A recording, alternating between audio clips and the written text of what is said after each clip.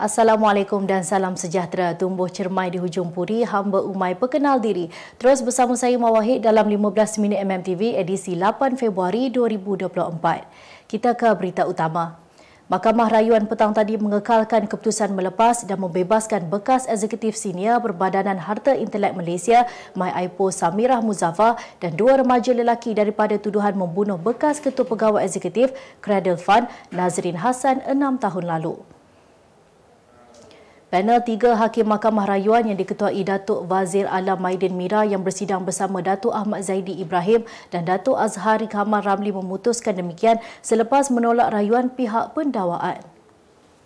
Pada 21 Jun 2022, Mahkamah Tinggi Shah Alam melepas dan membebaskan Samirah dan dua remaja terbabit atas alasan pihak pendakwaan gagal prima facie kes dan gagal membuktikan bahawa Nazrin dibunuh di antara 11.30 malam 13 Jun 2018 hingga 4 pagi 14 Jun 2018.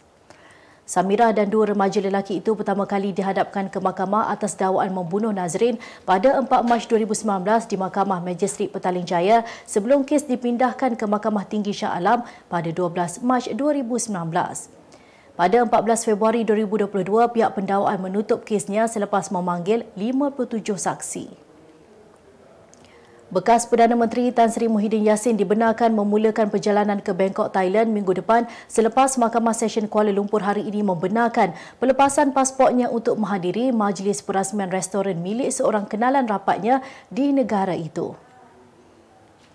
Sementara itu, pasport beliau kini dalam simpanan pihak mahkamah sebagai syarat jaminan ekoran 3 pertuduhan pengubahan wang haram AMLA melibatkan lebih 200 juta ringgit yang dihadapinya.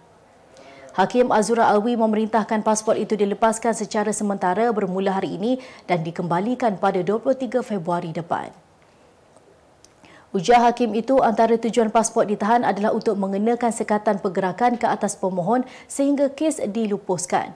Beliau bersetuju walaupun tujuan ke Bangkok bukan keperluan mendesak, mahkamah mempunyai budi bicara yang luas dan boleh digunakan setelah mengambil kira dan mempertimbangkan segala keadaan dalam sesuatu kes. Beliau turut membenarkan permohonan peguam Amir Hamzah Arsyad yang mewakili Muhyiddin agar pasport itu dipulangkan melalui peguamnya. Wang termasuk aset yang berjumlah lebih 23.9 juta ringgit berjaya diperoleh semula Suruhanjaya Pencegahan Rasuah Malaysia SPRM hasil daripada pemulihan aset dana One Malaysia Development Berhad 1MDB di dalam dan luar negara. Kesemua wang dan aset ini telah berjaya diperoleh menerusi proses lucut hak termasuk di mahkamah selain penyerahan secara sukarela membabitkan 5 individu dan seterusnya telah dipulangkan semula kepada Kerajaan Malaysia. SPRM dalam satu kenyataan hari ini memaklumkan kejayaan memperoleh semula wang ini adalah susulan daripada proses menjejak dan memperoleh semula dana 1MDB yang dijalankan bahagian pencegahan pengubahan wang haram AML SPRM pada 2023 dan terbaru pada 5 Februari lalu. Dalam kenyataan itu, wang berjumlah lebih 5 juta ringgit telah berjaya diperoleh secara sukarela daripada pegawai 1MDB dan pegawai khas kepada bekas Perdana Menteri Datuk Seri Najib Razak, Datuk Amhari Effendi. Sementara itu, Mahkamah Tinggi Jenayah Kuala Lumpur telah memberikan perintah melucut hak 3 unit kondominium berjumlah 7.05 juta ringgit milik pegawai penasihat hal ehwal luar negeri bekas Perdana Menteri itu Muhammad Kamal Yan Yahya. Tambah kenyataan itu, susulan proses pemulihan aset yang giat dijalankan ini juga, Mahkamah Tinggi Kuala Lumpur telah memerintahkan harta-harta milik sekutu kepada Jolo atau nama sebenarnya Lo Tek Jo iaitu Jerome Lee Tak Long dan isterinya Ko Ying Ying di Malaysia dan di Singapura yang keseluruhannya berjumlah hampir 12 juta ringgit dilucut hak kepada SPRM. Dua lagi mangsa kepala air di Sungai Kenjur dekat Kampung Poh di Bidor telah ditemui mati lemas pagi tadi. Ketua Polis Daerah Tapah, Superintendent Muhammad Naim Asmawi berkata, kedua-dua mangsa dikenali Hana Mikela 7 tahun dan Hanum Marisa 2 tahun. Terdahulu, hajat 4 beranak untuk berkelah bertukar tragedi apabila ibu Azura Bani 37 tahun ditemukan lemas manakala 3 anaknya hilang akibat dihanyutkan kepala air ketika beriadah di Sungai Kenjur dekat Kampung Poh Bidor semalam. Sementara itu, mayat mangsa kedua Hafif Muhayyad Azam yang berusia 4 tahun ditemukan penduduk kampung pada jam 9.50 malam tadi. Dalam perkembangan berkaitan, Muhammad Naim berkata operasi ditamatkan kira-kira pukul 10.20 pagi tadi setelah semua mangsa ditemui. Utusan Malaysia dan Cosmo melancarkan satu lagi produk terbaru. Apa yang ada dalam Iklaneka?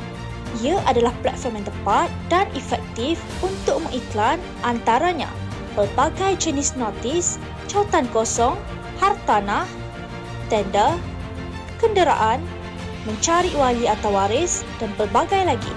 Apa yang anda cari? Semuanya ada di sini. 2 dalam 1. Layari iklaneka.utusan.com.my. Kita kembali lagi.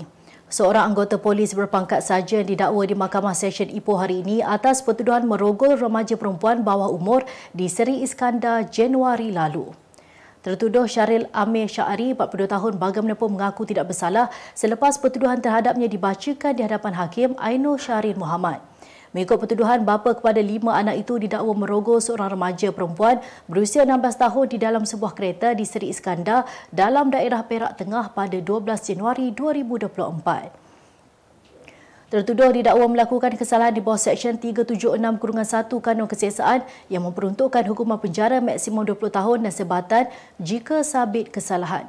Pendakwaan dikendalikan Timbalan Pendakwa Raya Quraitu Aini Khalifah manakala tertuduh diwakili Peguam Ahmad Syamil Azad Abdul Hamid. Mahkamah membenarkan tertuduh diikat jamin RM5,000 dengan seorang penjamin dan menetapkan 25 Mac depan sebagai tarikh sebutan semula. Kakak ipar lelaki yang didakwa menikahi Marisa Dania Hakim, Nadiah Mazlan, mengesahkan kesahihan berita pernikahan pasangan terbabit di Songkla, Thailand.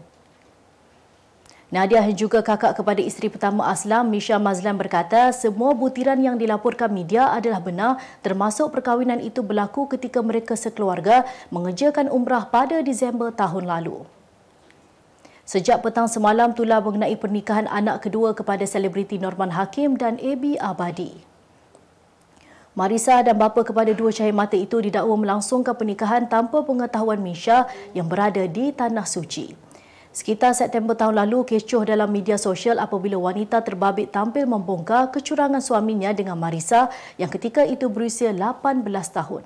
Sehingga kini Norman maupun AB tidak membalas panggilan media, manakala anak gadis mereka pula mengambil pendekatan menutup ruangan komen Instagram selepas dibanjiri kecaman. Berita luar negara. Majikan di Australia yang menghubungi pekerja selepas tamat waktu bekerja berdepan denda di bawah undang-undang baharu yang diperkenalkan oleh kerajaan negara itu. Dikenali sebagai hak untuk tidak berhubung, ia bagi melindungi pekerja daripada gangguan dan permintaan tidak adil oleh majikan. Menteri Perhubungan Tempat Kerja Tony Burke berkata sebagai sebahagian daripada undang-undang yang dikemas kini, pekerja boleh mendapat perintah berhenti terhadap majikan mereka iaitu merujuk kepada larangan untuk menghubungi pekerja di luar waktu pejabat. Majikan juga boleh didenda jika melanggar perintah berhenti tersebut. Sebelum ini, Perancis memperkenalkan hak untuk enggan dihubungi di luar waktu bekerja pada 2017, manakala Itali, Ireland dan Sepanyol juga telah meluluskan undang-undang serupa. Maldives dilaporkan berisiko tinggi dibelenggu masalah hutang dengan China. Menurut tabung kewangan antarabangsa IMF, Beijing dikatakan menjanjikan lebih banyak pembiayaan untuk Maldives sejak Presiden pro-China Muhammad Muizzu mengambil alih kuasa kerajaan pada November tahun lalu. Tidak memberikan butiran mengenai hutang luar negara Maldives, tetapi menurut IMF ada keperluan untuk negara itu melakukan pelarasan dasar dengan segera. Terkini, negara itu dilaporkan sedang melakukan pengembangan lapangan terbang dan peningkatan pembinaan dalam industri perhotelan untuk meningkatkan pertumbuhan ekonomi.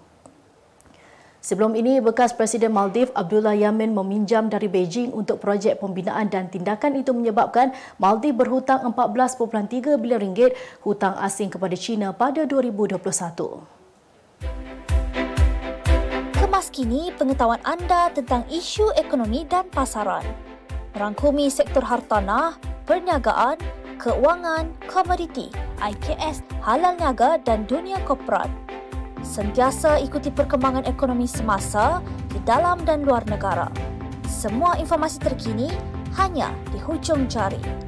Dapatkan edisi ringgit setiap Isnin hanya di Akhbar Utusan Malaysia.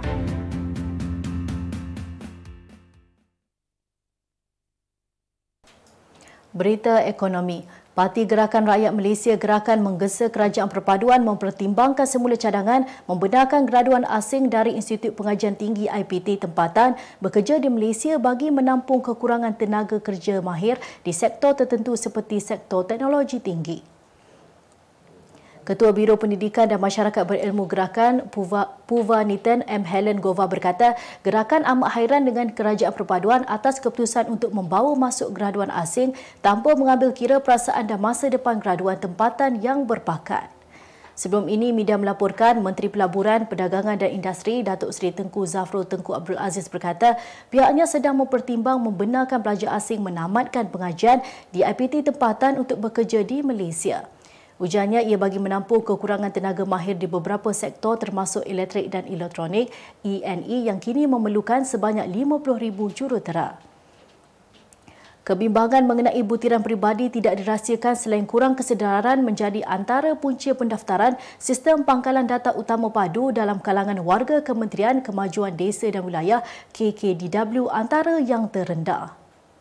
Timbalan Perdana Menteri Datuk Seri Dr. Ahmad Zahid Hamidi berkata perkara tersebut perlu diberi perhatian berikutan setakat 2 Februari hanya 33.4% atau 8,173 orang daripada 24,471 pegawai dan kaki tangan kementerian serta agensi tersebut melakukan pendaftaran padu. Dalam pada itu, Ahmad Zaid mengarahkan supaya beberapa jawatankuasa ditubuhkan bagi memantau pelaksanaan kesemua 62 program yang telah dibentuk dan menjadi hala tuju KKDW. Menurutnya, penubuhan jawatankuasa tersebut bukan sahaja dapat memacu kepada tercapainya matlamat dan objektif program, malah ia akan dapat memastikan penganjurannya dilaksanakan dengan penuh etika, beramanah dan bertanggungjawab. Berita sukan. Bekas Ketua Jurulatih Kedah Muhammad Azrai Ko Abdullah 72 tahun dilaporkan meninggal dunia akibat serangan strok hari ini. Berkongsi berita sedih ini, anak Muhammad Azrai, Firdaus Zainuddin menerusi media sosial turut memohon orang ramai mendoakan bapanya. Terdahulu, Firdaus memaklumkan bapanya dikejarkan ke hospital akibat serangan strok. Sementara itu, Pengerusi Jawatankuasa Kepenggunaan dan Kos Sara Hidup Belia dan Sukan Kedah, Muhammad Radi Makdim menerusi akaun Facebooknya mengucapkan taziah kepada keluarga arwah.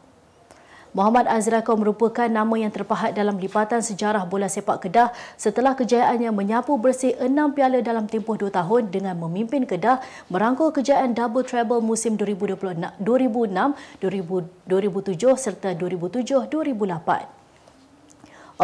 Allahyarham yang berasal dari kampung Alur Semandung juga pernah menjadi jurulatih skuad Harimau Muda A pada 2010. Juara bertahan Qatar mempamerkan semangat juang tinggi untuk mara ke pentas final Piala Asia buat kali kedua berturut-turut selepas menewaskan pasukan di ranking ke-21 dunia Iran 3-2 pada aksi separuh akhir semalam. Pada perlawanan di Stadium Al-Tumama itu, skuad tim Meli dilihat tidak mempunyai masalah untuk mendahului seawal minit keempat menerusi ledakan penyerang kelab AS Roma Sardar Azmoun.